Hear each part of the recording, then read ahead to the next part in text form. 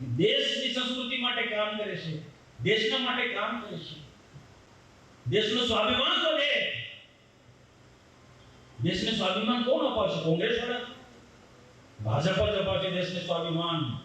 એ જનતા, દેશની જનતા ભારતીય જનતા પાર્ટી નેતૃત્વ વિશ્વાસ મૂકી છે. ભાજપને સમજવું બહુ અઘરું છે ભાઈ.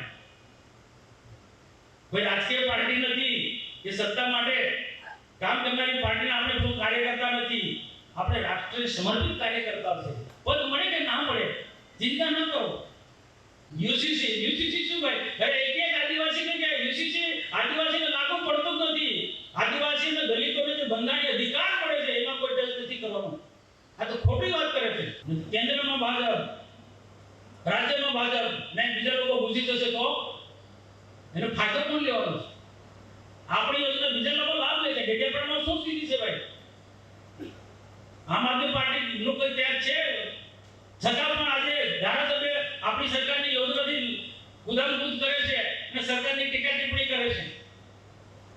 એવી સ્થિતિનું નિર્માણ ફરી પાછું અહીંયા ના આવે એના માટે આપણે કાળજી રાખવાનું છે.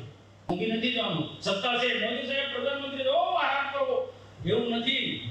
સજાગ રહેવાનું, જાગૃત રહેવાનું. એટલે કાર્યકર્તાને સમય સમય પર ટકોર કરવામાં આવે છે.